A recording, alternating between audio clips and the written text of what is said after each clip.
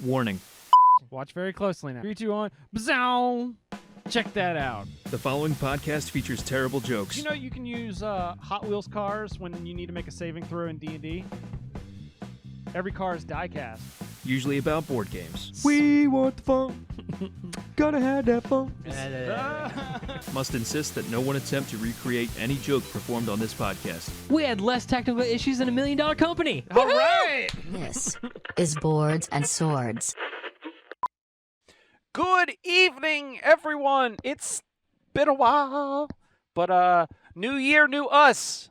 It's 2025. Welcome to Boards and Swords. This is a podcast where we have bad jokes, good folks, and some tabletop games. Who am I? I'm Chris Renshaw, and I'm going to flip it over to that guy over there. It's Mr. Philip Herbig. What's going on, everybody?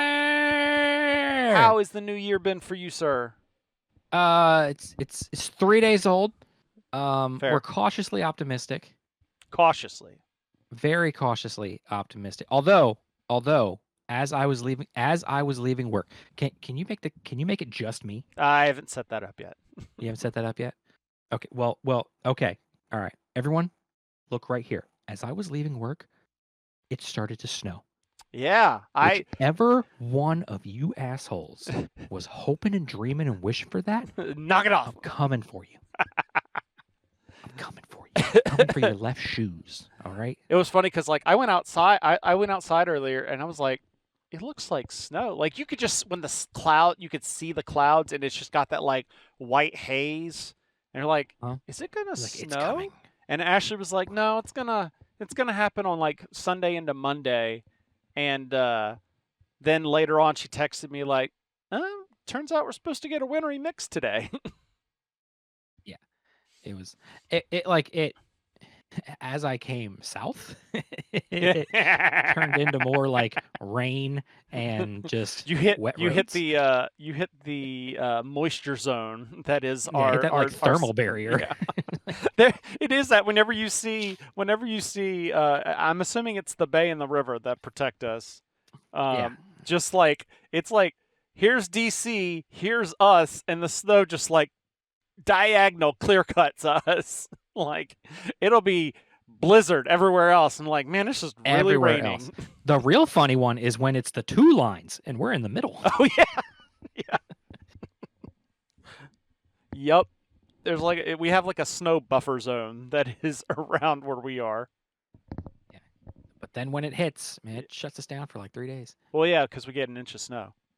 And then it leaves, and then we're all back.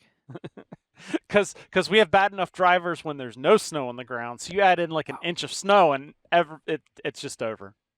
Mm-hmm. So, well, yeah, Rusted Beetles and snow always hit us in Nova. It'll be snowing in Nova, and we'll just have a bunch of rain. If I drive 30 minutes north, it'll be snowing. But, So, had technical issues that kept us from streaming. I think I got them fixed.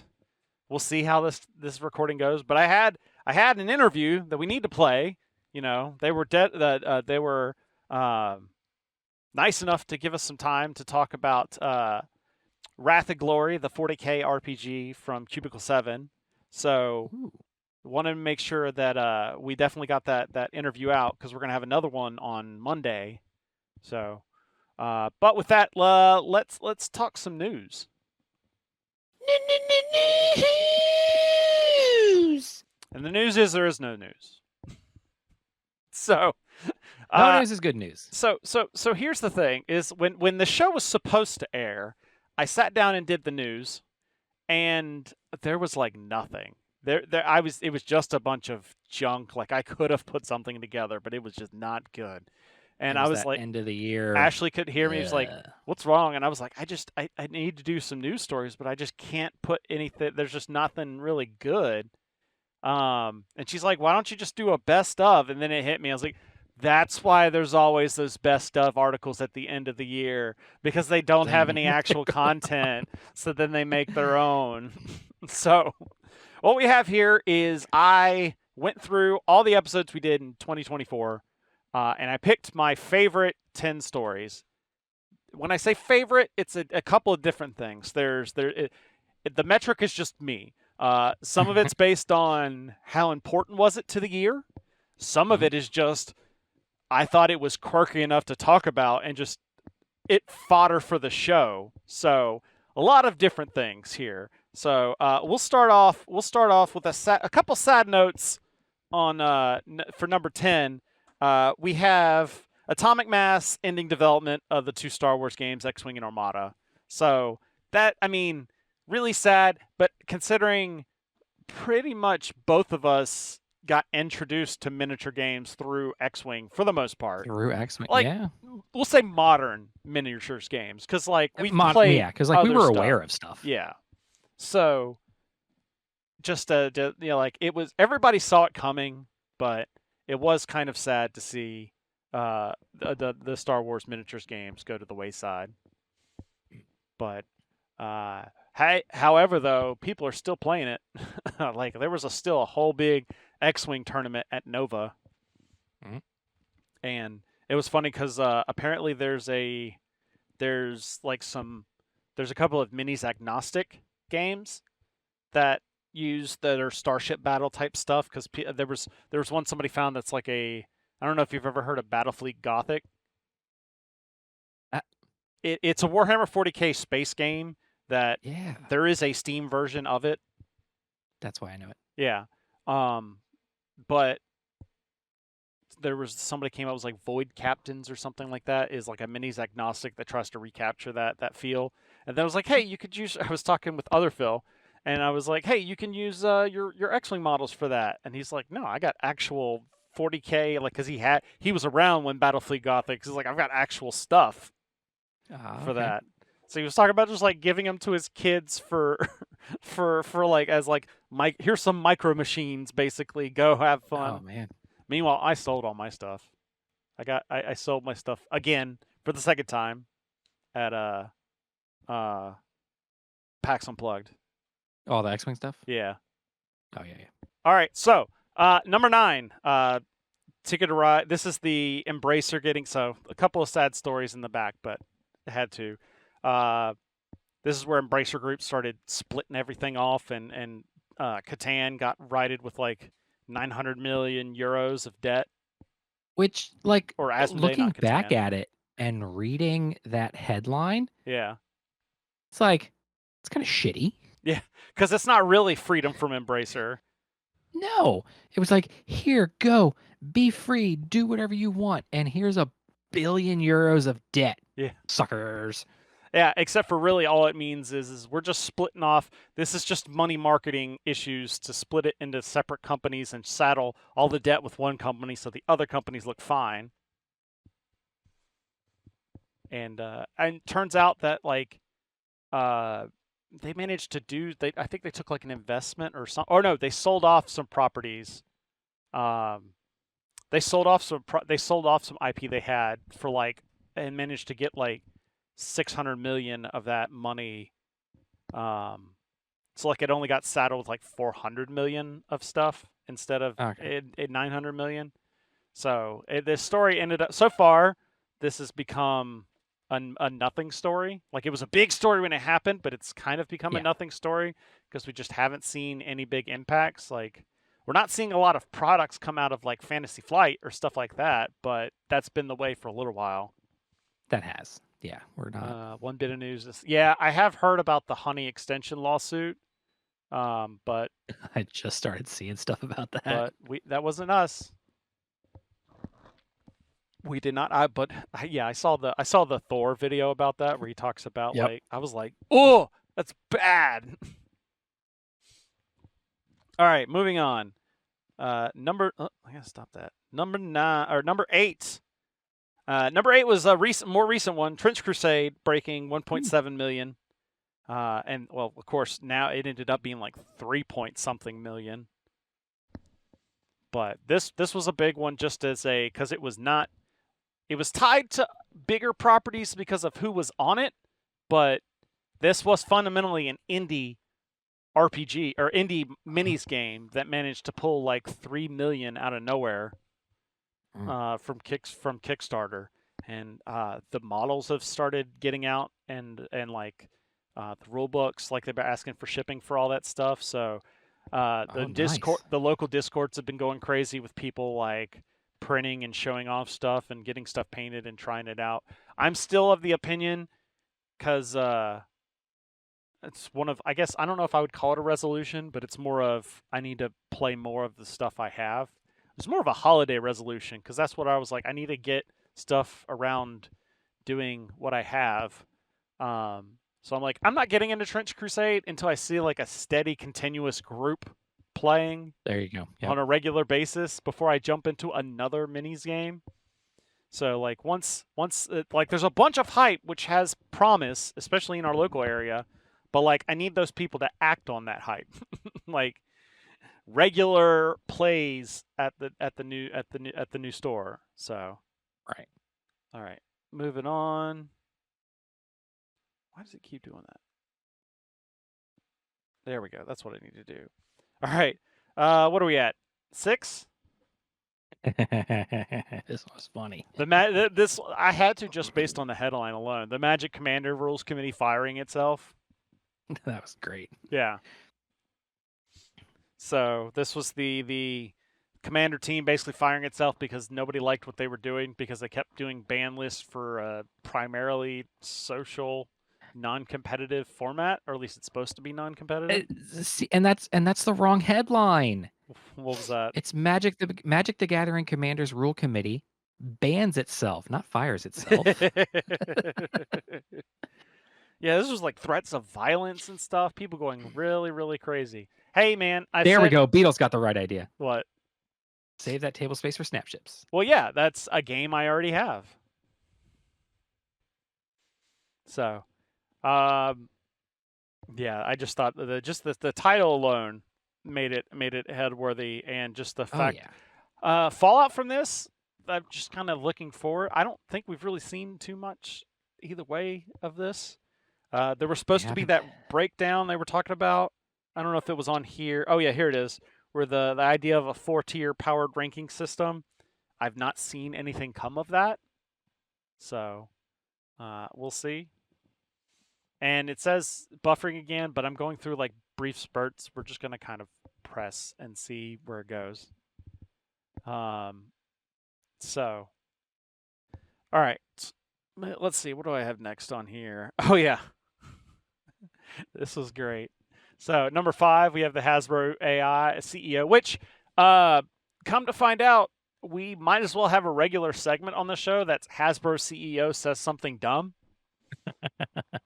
Because one news bit that you'll probably see on next Monday, the Hasbro CEO says that he recently said that any game that's not D&D is considered an indie RPG, and the RPG community is going nutso over it. What is it? So all right. So that makes Pathfinder an indie RPG. Yeah. That makes. Okay. I'm just going through stuff like I'm like, all right, this is now indie RPGs. Cool. So we can. Yeah. So now I can just say we support indie creators. Yeah. New segment, Cockblocks. Because his name is like Chris Cox. Oh yes. But yeah. We'll talk about it there. There's a tweet that like perfectly sums up kind of what the big feelings are, and I got to find that and pull it up. But this time for number 5, it was like you're going to see more AI in D&D, even though like Hasbro specifically came out and was like, we're not going to have AI in our products. And then the CEO was like, you're going to see more AI. Like, damn it. My thing is like, it's becoming so prevalent. Yeah. Some stuff you can tell. Yeah. But there's for me, it's the there's always some video of like an SU-57 doing that weird cobra stance and then landing on the deck of a carrier. Yeah. And I'm like, yeah, guys, that's from a video game. But all the people in the comments are like, "Oh my god, that pilot's so great!" I'm like, that's from a video game, guys. Yeah. Y'all are not understanding. Did you see the one where somebody balanced like a tank on an F-35 in one of those games and was like, yes, it was in vertical mode and like shooting? Yeah, and it's like like first off, I don't think the tank would be blocking the airflow. Yeah. That front fan a Yeah. little bit. Right. So like that's fake, guys. Yeah. But I mean, there's some stuff when you look at the they get the AI to like refine it perfectly, and you can like when you look at the eyes, you can tell. But I mean, if you're just quick glancing at it, like, oh yeah, sure, that's real. I saw that. I was walking by Walmart, like I saw that in the parking lot. Yeah. But And so I mean, it's you can say you don't want to put AI in your stuff, and then accidentally do it. and then accidentally do it because it's just all over the place. Oh man, I still there was a vid. I mean, granted, I don't like. Yeah, I know my video and audio are out of sync. I haven't fixed that. That's on the to-do list for before Monday. But I don't like when I'm hearing about what it takes to run AI. These like I've been hearing bad things about like these huge data centers that are farming all this AI stuff. How it's destroying everyone's power nearby because of the amount of power it's pulling in. It's degrading everyone's power around it to where like it's gonna start wrecking appliances because like the quality. I don't know the details. You talk to an electrical engineer or look it up. But apparently there's something like you can still get power, but the quality of power gets like out of sync because of the draw that's being put on the system. And it starts hitting and just messing up the electronics because they're expecting a steady quality, basically. That's it's even in oh yeah, the carbon footprint for AI is ridiculous. Yeah. Okay, I mean, put the carbon footprint of AI next to like 12, 18 wheelers just idling in a parking lot for a month, and the AI is still worse. Yeah. Even that's you'll see some like content creators who are like big into editing and photo and all that kind of stuff. They'll have their UPS, but then they'll also have like a power conditioner. Yeah. I used to have one of those. In the same rack. I used to have a power conditioner. Yeah. But yeah, disclaimer, all the videos I put on TikTok and YouTube, those are cut down through AI. I'm going to try and find a way not to, cuz you know, the one AI thing that I've been appreciating is when I search for something on Google and it like you get the AI summary at the top. Yes, I'm like, that's what I was looking for to begin with. Yeah, exactly. Thank you. Especially like because it usually has the link there, because sometimes if it's specific, I'm like, I don't want to just trust the AI, but I can click the link and look to see where it found it. Yes. But I've got a couple of credits left in the plan that does the video, and then I need to find a way of doing it, because the problem is it just makes it super easy to, you know, when you don't have a full-time job editing stuff. Yep. So, all right, let's move on. All right. By the way, another thing you'll notice, so many sites that are no longer in operation that we use for our news. Oh yeah. Dicebreaker, TGN. This one here is the 50 years of D&D Lego set that actually could be used. It says some people says so a search engine. Yeah, but a search engine with like actual good results. Which, have you done the thing where like you can do before in a year to like limit your stuff to like try and not get as many like cringy clickbaity articles? Oh, do all the yeah. You can do like before 2022 using like some of the fancy characters. Yeah. On the keyboard trying to Yeah. But this I believe we're at 4. This set had to go on there because it's just so cool, and that it was a actual D&D set for that you could use in a D&D game. Like it came with all the Yes. minis. It had an adventure that used everything in the story as a part of the adventure. But I refuse to eat a soy steak and burger. Yeah, Beetle's like, we could get rid of the cows and AI. We can keep the Fords. No, I don't man. know. Beyond Burgers are pretty good. Everybody switched to Toyota, okay? Because Toyota, the difference between like a Toyota and a European vehicle is the European vehicle. It says, okay, you need to change your oil at 5,000 miles. 5,001, the car will explode. It told you 5,000 miles. You didn't listen. Toyota, they know you're not going to listen. Yep. So they'll tell you, yeah, 5,000 miles. And then you roll in there at like 12,000. They're like, yeah, you're still good. Yeah. So, They already know their I'll customer probably base. never get to play on the 50 Years of D&D set, but it was still a cool idea. All right. Number 3, this was just one of those really cool. So NASA Yes. releasing its own D&D compatible tabletop RPG. I've not heard anything about this since. So it was kind of a flash in the pan sort of thing, but just the concept of it is still cool on there. Did I find that? I think Did I I find downloaded it. that? I think you downloaded it, put it in the folder. Yeah. Good lord, Rusted Beetle over here with like 4 cars, and of course one of them Right? has to be a beetle. Is the VW Beetle? Oh, of course, it has to be. And then I love you got a mini, which is basically like a beetle.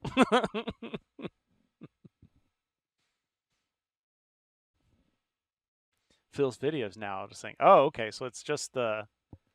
All right, so it's just the standards of stuff. All right. All right. Gallon of gas and a flare. It'll fix everything. Oh, and man. that would be because. But I haven't dropped any frames yet. It's just buffering like whoa. It is. Some of this is me. Give me a second, and I will close some shit in the background. Oh.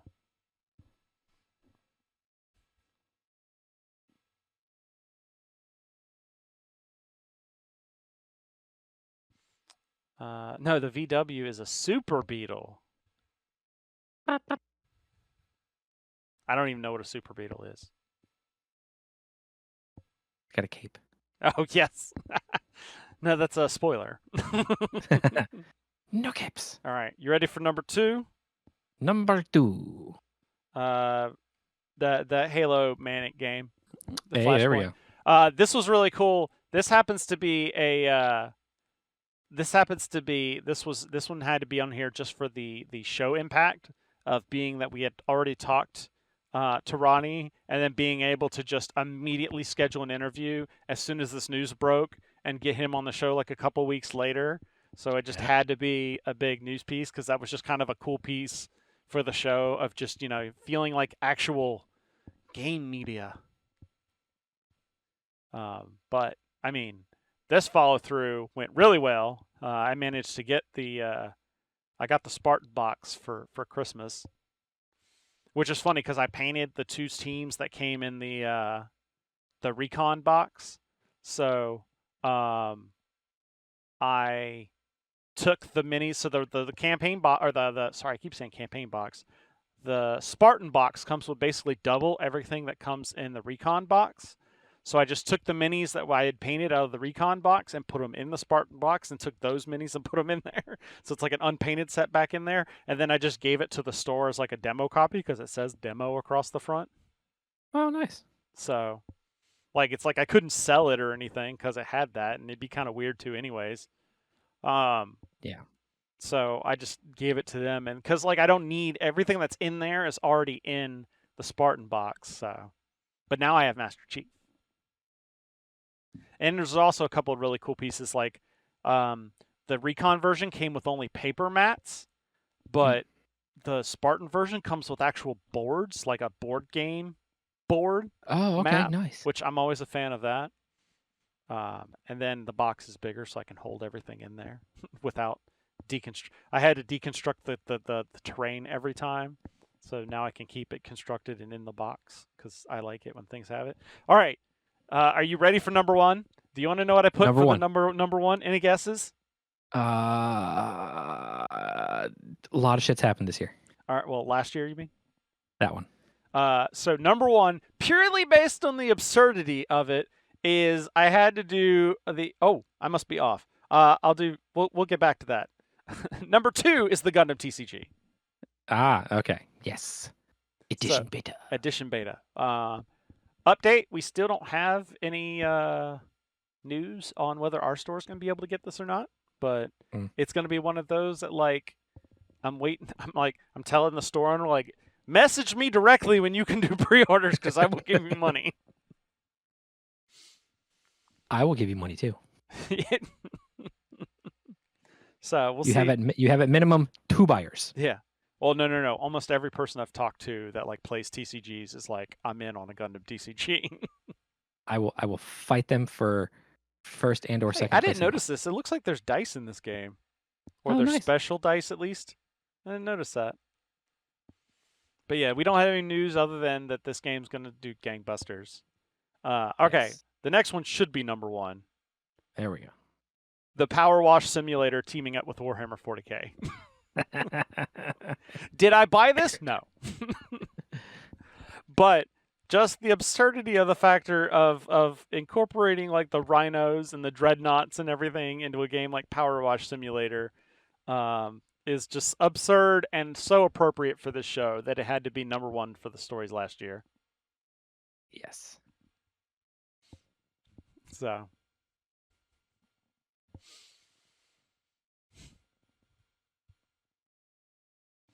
All right. Chris, I didn't download it. Oh, you didn't? No. Weird. Download it now. Okay. So I may, because I keep getting encoding overloaded and then we keep seeing the lagging, I may try, I'm probably going to so I streamed at, I wanted to test things at 720. So I'm probably going to downgrade that and see, or I test things at 1080, but we don't really need to be at 1080. So I will downgrade that after the show and fix all that, since it seems Probably to be better if people didn't see all this in like high def. It's not like we're really working on like extremely high def cameras here. So like I have one, but it's not fully to its maximum potential. So I just wanted to try and see if it was, and it looks like that was a failed experiment. So all right, so those were your top 10 stories.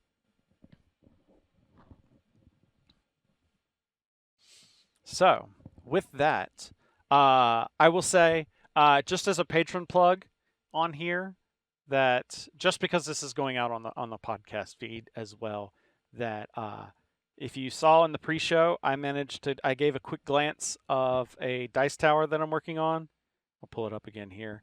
That will be going out to patrons soon.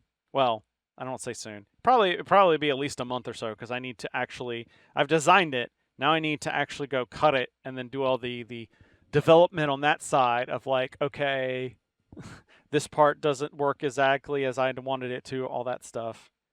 And then hopefully I'll be sending this out. But it's easier for me to send stuff like this out than ordering dice. So, because I can make to order this kind of stuff.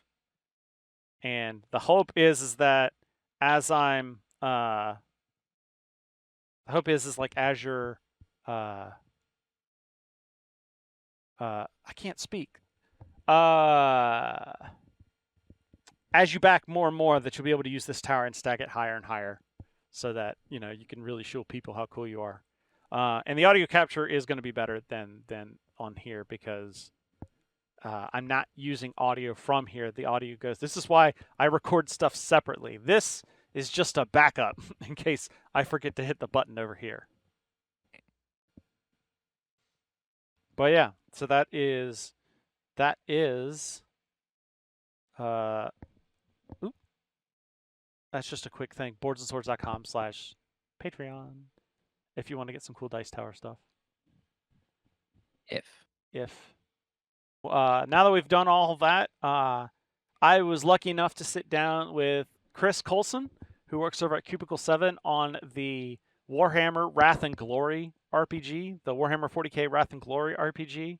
He's one of the writers for that. And specifically, we were talking about, I don't think I have the book still here, the new book that they came out with recently, which is Threat Assessment Xenos.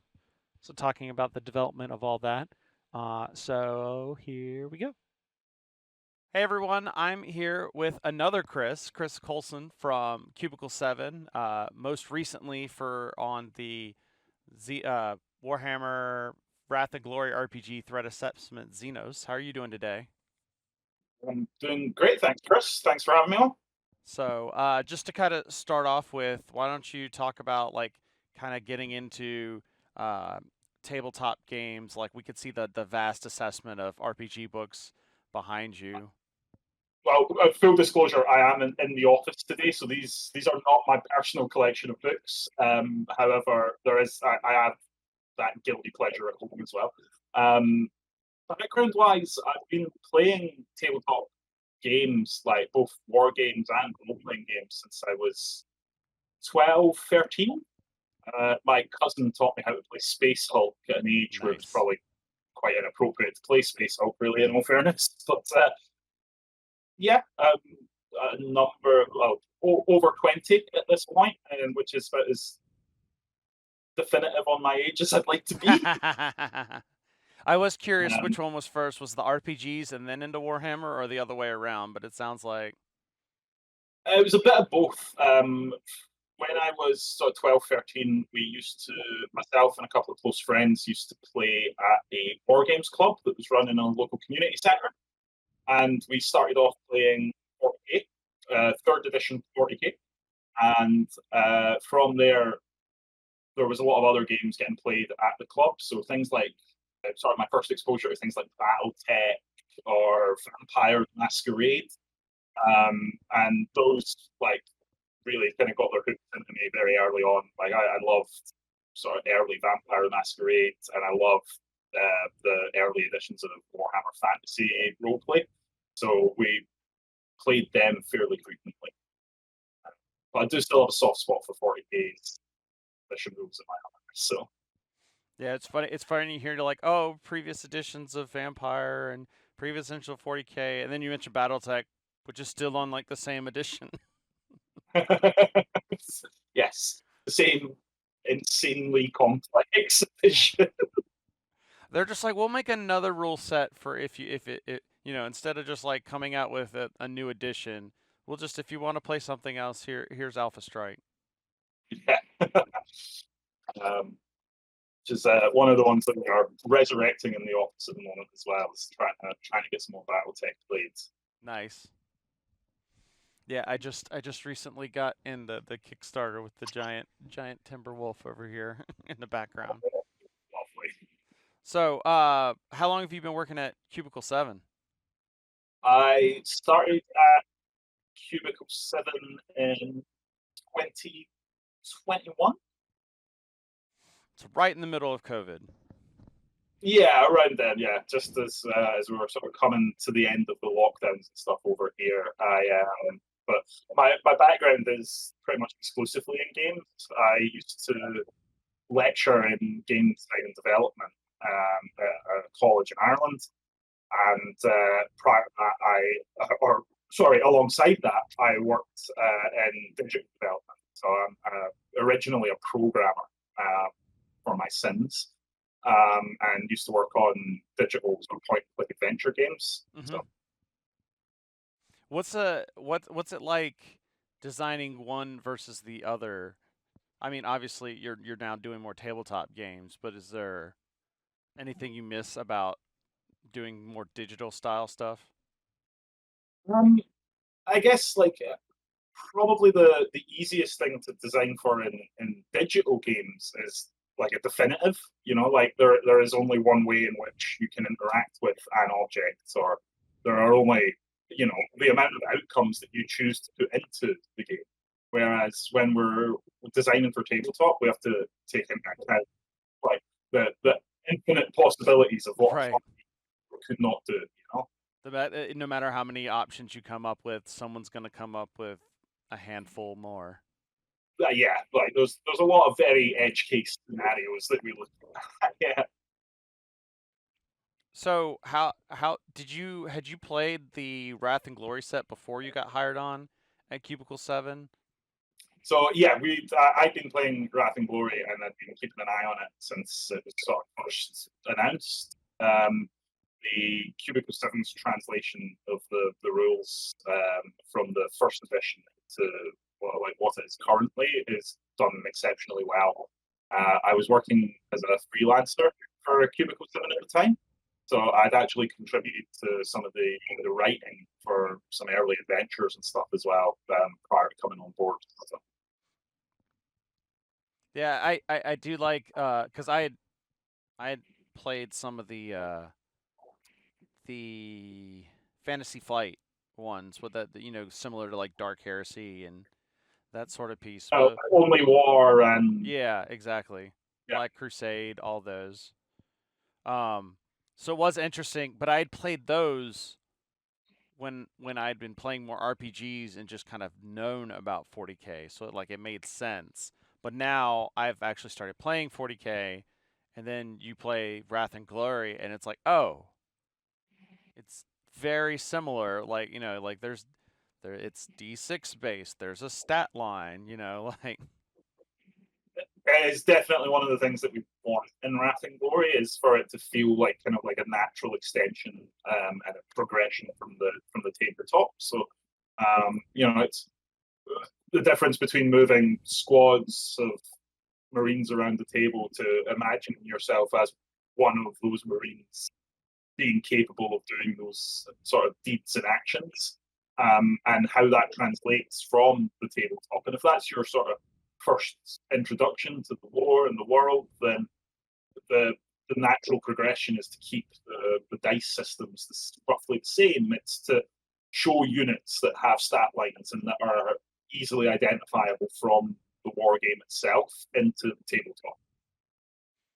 Yeah, and one of the things is, unlike some of the other systems where they had to kind of tailor each game to a specific type of gameplay, Wrath and Glory kind of has this, like, you can kind of zoom in or zoom out, like, as much, like, you can be like, a bunch of gangers in Necromunda that know nothing people, or you can go to higher tiers of play and be you're the Death Watch on assignment kind of thing. Yeah, I mean that's part of one part of the beauty of Wrath and Glory's system is that it does allow for like a variety of different playstyles and a variety of different sort of stories for people to take part in. But be it gangers in a hive stealing ammunition to sell on the black market, to you are actually an absolver and you're going to go into this derelict hulk and rid it of gene stealers. Those are two very different ends of the scale when it comes to like power level and overall feeling as well. There's a very different sort of train of thought or feeling that you want to elicit from players when they're up to nefarious shenanigans and the underhive, to how they should feel being a space marine, like the embodiment of the Emperor himself, smashing in doors. Yeah, and in fact, I just recently, so my first time playing the system was back at Gen Con this year. I played the Graveyard Shift, the intro kind of scenario, and playing through it, I was like, this feels so much, or I mean, like, literally this, like, I know this adventure was written well before, but it feels like we're just RPGing the Dark Hive video game, where it's like, you just get accidentally, quote unquote, recruited by the Inquisition, even though you're just a bunch of random dudes. I mean, I think that's very much part of the Inquisition's wheelhouse, though, is that they like to recruit people with not a lot of notice or choice. So definitely something like if you like that kind of play in like Dark Hive, definitely such a scenario to check out there. But specifically, so moving into talking about the recent book. So what would be your pitch, I guess, for the threat assessment Xenos book?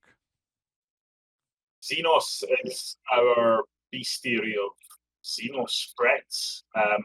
Basically, if it's not based in the Imperium and you want to put a boat round in it, that is the book for you.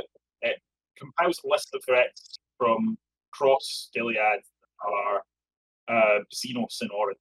So we do have an additional bestiary called Threat Assessment Demons and Heretics, which deals with all of the sort of chaos and heretical threats in the system as well, and out with the system, I should say. Should you want to take the adventures beyond the boundaries of the Gilead system. However, yes, Xenos is just a big compendium of enemies for you to fight.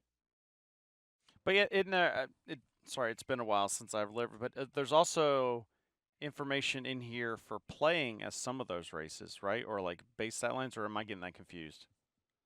No, it's predominantly a bestiary. So Gotcha. there are a couple of stat lines at the back for Tau, but they're mostly for people who want to sort of translate characters out from those stat lines. I will not confirm or deny plans for additional playable species, but I would say that we followed up Threat Assessment Xenos with Inheritance of Embers, which is the Aldari players group. So if you see some particularly nice Aldari threats in there and you're like, oh, I quite fancy playing a Harlequin, we've got a book to keep you going. So right. It's one of the things that we intend to do with the line overall, is to introduce all playable factions eventually, but it is obviously dependent on where we're taking the line and making sure that we're producing additional content beyond just player options. Gotcha.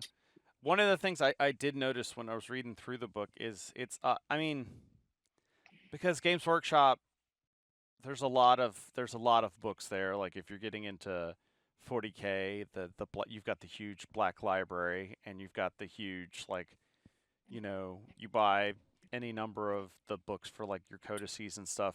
But like if you're familiar with 40K, but maybe you're kind of like coming in from like Space Marine 2, but you don't know a whole lot, kind of thing. This book it gives you a nice overview of like all the important bits about all the other races, in a sense that like some of the GW books I feel don't necessarily.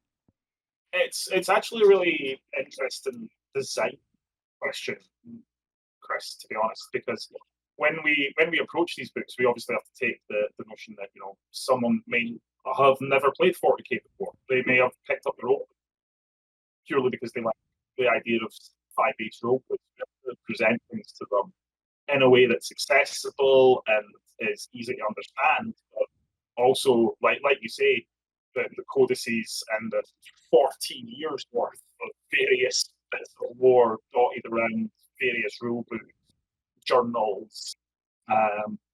We've found ourselves referencing things from Citadel Inferno, which is like an old magazine they used to put out in the 90s. There's like such a wealth of available for the universe that being able to take it and condense it and present it in a way that is accessible for new players is something that we pay particular attention to and kind of strive for.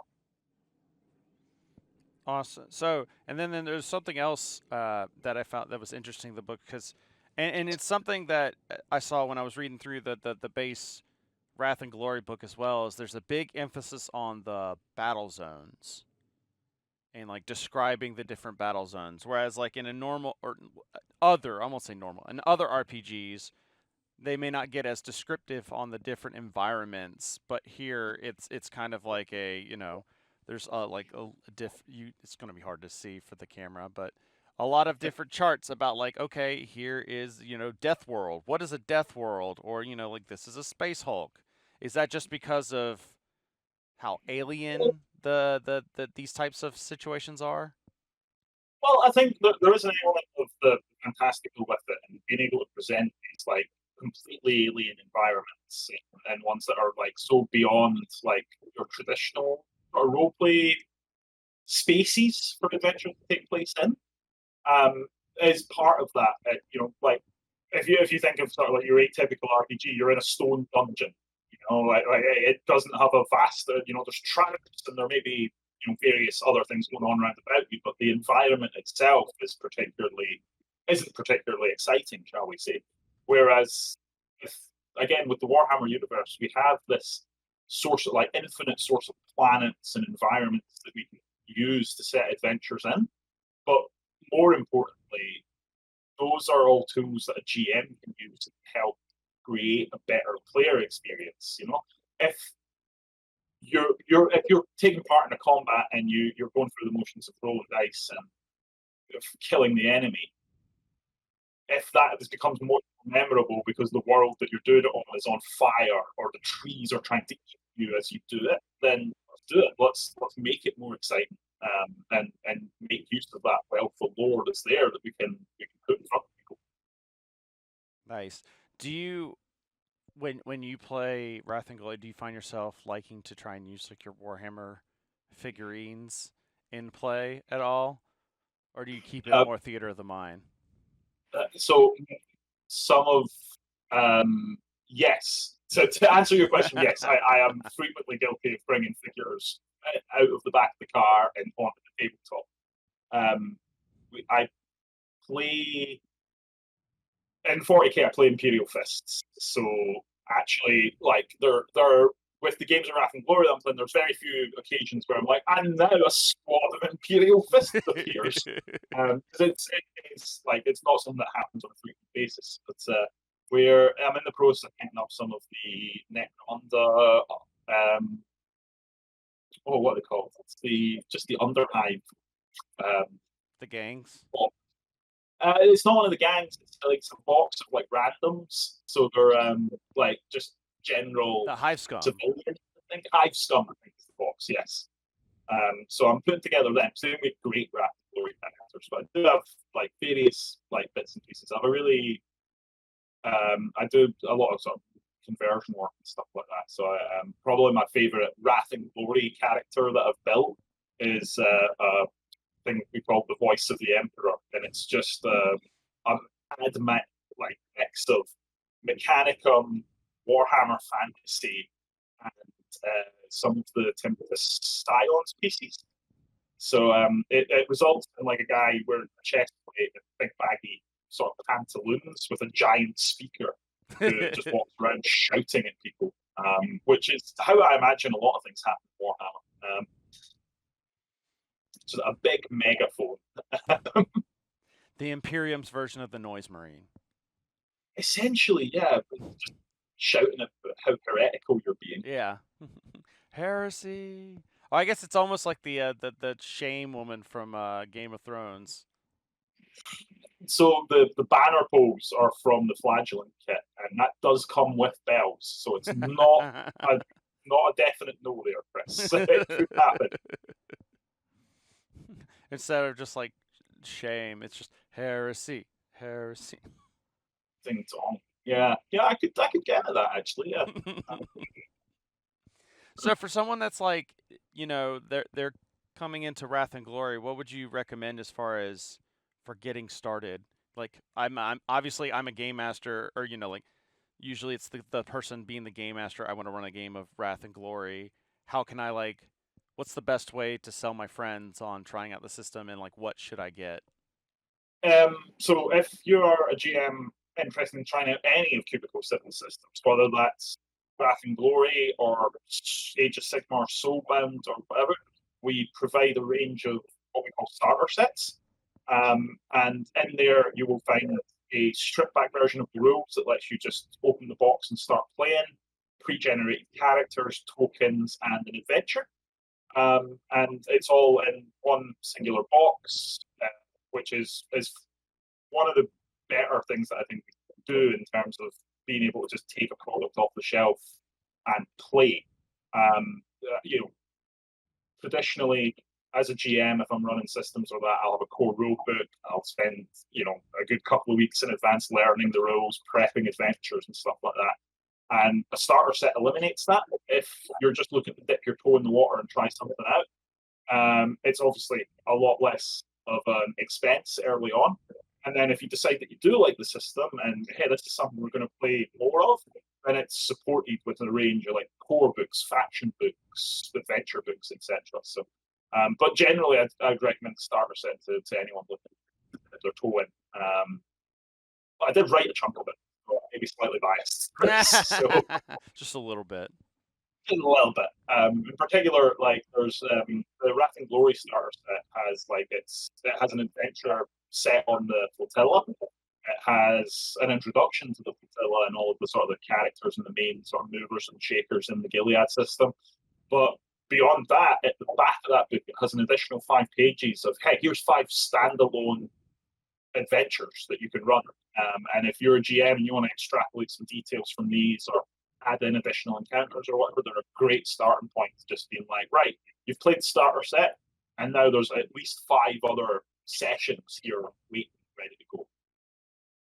Nice. Now, do you do any work on the, because there's also Cubicle 7 makes the Imperium Maledictum game as well.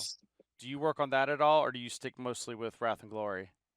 So when Imperium Maledictum was sort of in its early sort of stages of development and stuff, I was involved in some of the chats and stuff, but generally it is separate teams that work on the separate lines here. So we have a Warhammer team who look after within the Warhammer team, we have producers who look after each individual lines, and then senior producers who would look after those separate producers. Because we currently do Imperium Maledictum and Wrath and Glory, which are our 2 40k RPGs. We do Age of Sigmar Soulbound, which is set obviously in the Soulbound universe. And then we have Warhammer Fantasy Roleplay, which is the traditional sort of WUFRUM. And coming down the line, if you've seen on C7 socials, we're going to be launching an old world RPG, which would be we'll run parallel to WUFRUM, and it's essentially set in the Age of the Free Emperors and the current sort of old world timeline, as opposed to WUFRUM, which is near the end times. Oh, okay. All right, I got it. I was trying to figure. I was like, wait, isn't that the same? But I get it now. I'm not as familiar with the fantasy timeline systems as well, because if you think of Wrath and Glory and Imperium Maledictum, Wrath and Glory gives you the opportunity to have these sort of big bombastic battles and really sort of heroic style adventures. And Imperium Maledictum is, you are under the oppressive thumb of an Inquisitor, and you will do what he tells you, or you're getting grisly end. And that's very much where I think the distinction is fallen with the old world RPG and Warhammer Fantasy Roleplay. However, I will hasten to stress that I do not work on either of those lines and do not take anything I say as gospel. Nice. Yeah. Yeah. I'm not as familiar with the background for the fantasy side, other than just knowing everyone pitching a fit when the end times came. And the switchover. That's about as much lore on the fantasy side as I know. I'm a big fantasy fan myself as well, so I played Empire Army and I have Skaven and that. Oh, you must have been really excited for the new box set then. The Skaven Tide one? Yeah. Yeah, it's beautiful. And currently adorning the top of my pile of shame. Yeah, that was one of those, like, I don't play Age of Sigmar, but I'm seeing that box like. It was the new clan rats that did it for me. Yeah. The Skaven clan rats, I have to say, had the same model for a number of years. I've seen new ones that are like, they're very dynamic. They're very much the sort of Age of Sigmar sort of aesthetic of being like very dynamic, action orientated, and I love them. They're definitely going to make an appearance on a grid table sometime soon. But I GM, well, I'm trying not to give too much away about what's going to be attempted kill my players in the near future. I gotcha. Definitely not Ratman. Now you mentioned all the different game lines. Do any of them share common systems, or is it each one tailored to kind of gel with what the goal of each game is? Definitely the latter. So, Soulbound, for example, uses like a dice pool system that's not 100 miles different from Wrath and Glory. However, is definitely more tailored to that kind of style of gameplay. Wrath and Glory, again, dice pool, but with some additional mechanics that help sort of resonate with the previous edition of the rules and some of the backwards compatibility stuff.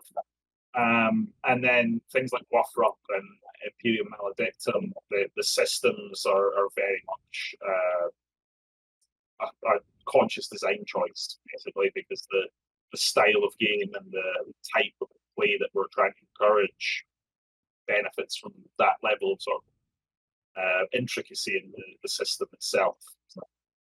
I can see that because I've seen, like, you know, especially when you get some of the you brought up Vampire, but looking at like the World of Darkness, where it's like a very similar system all the way around, and it's nice in the sense of, you know, you can kind of take stuff from here or there.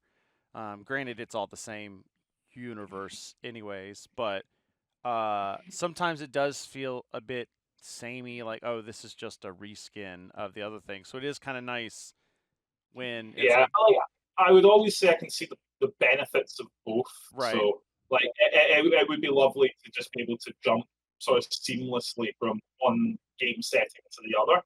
And I think if you're building like an expanded universe, then that could work a lot easier to sort of integrate one core rule system, but with various different settings. I think for ourselves, because we're encouraging such vastly different styles of play, then having a different game system with different mechanics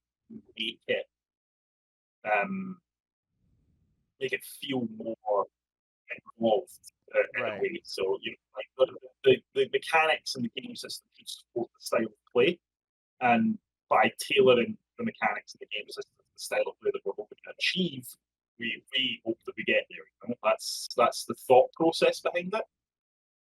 Yeah, because it, you know, if you wanted the same feel as a different game, it's just like, why not just play that game versus, you know.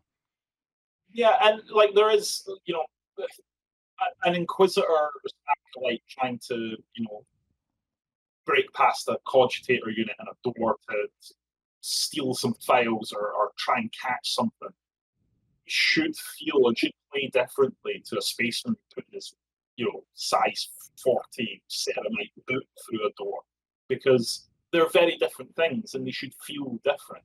And certainly, like, as a player, I would want to have different feelings around those two situations. I will also say, like, for a lot of the times, my default examples seem to be breaking into places. It's not something relatively. Well, I mean, that's the standard trope of, you know, like, you kick down the door and then there's the monster inside kind of thing. That's like your standard. I mean, like, literally the premise of the game Munchkin, but which was based on RPG tropes, so it's legit a trope. Yeah. I feel like if we're doing Space Marines, though, like, you don't want to kick the door. You can rip the door off its hinges without a thought. So, like, a dice system that supports that type of gameplay is really where we're aiming for.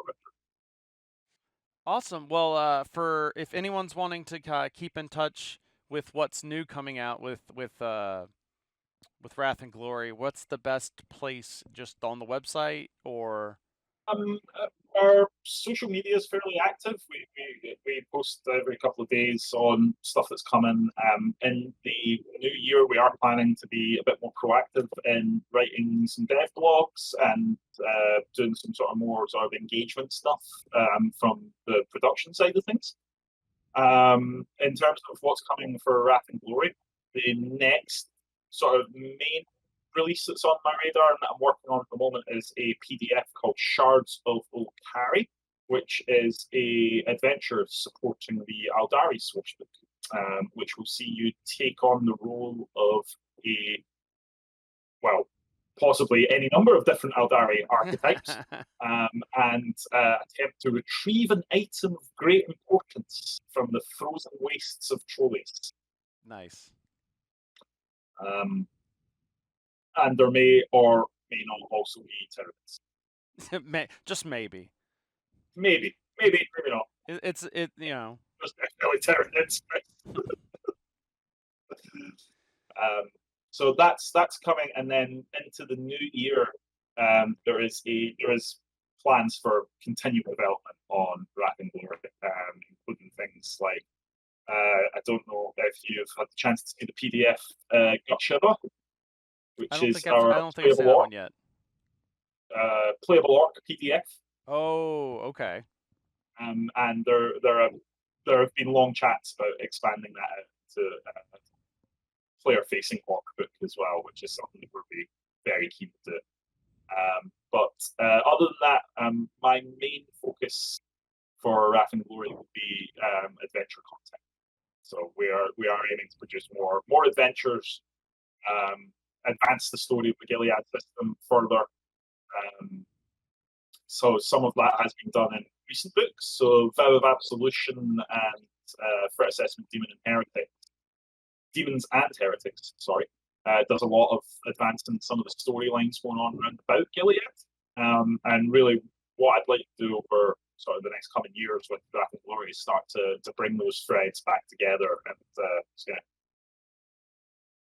advance the story to its where it's heading, shall we say. Right. Yeah, like kind of work with may or may not involve Tyranids. Yeah. Kind of advance the meta story behind everything. I always like that when there is like a ongoing, like, you know, you can go out and do your own story within there, but like there is kind of like a campaign meta story in the background that like you can choose to go through if you want to. Yeah, and I think that's one of the great things about Wrath and Glory is that you're not forced to interact with that. And if it's not for your party, like your party doesn't want to deal with the politics of a rogue trader dynasty, they don't have to. You can literally just go to a planet and take part in a different adventure.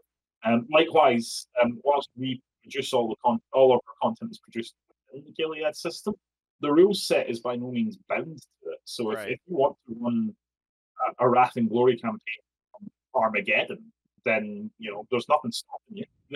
That would, in fact, it would be actively encouraged. Or Necromunda for that. Exactly, yeah. Awesome. Well, thank you so much for coming on and talking to us about Wrath and Glory. No problem at all, Chris. Thank you for having me. All right, and we're back. Funny how that works, right? So fun fact that I put it in the show notes, but I don't have it up here on the screen. Actually, let's cut to this. So I found out we weren't able to talk about it during the recording, but I had a question that was like, so we did all this talking about Wrath and Glory, and I was like, hey, there's that Space Marine 2 thing is really popular. Is there anything gonna be happening with Space Marine 2? And he's like, I can't say. I can neither confirm nor deny. And then literally over the Christmas break, or actually it was before Christmas because it was I found it when we were going to push the show up. They released it's like a $5 PDF. Let me see. Give me a sec. I will pull that up because I have sheets on here and I put the note in there.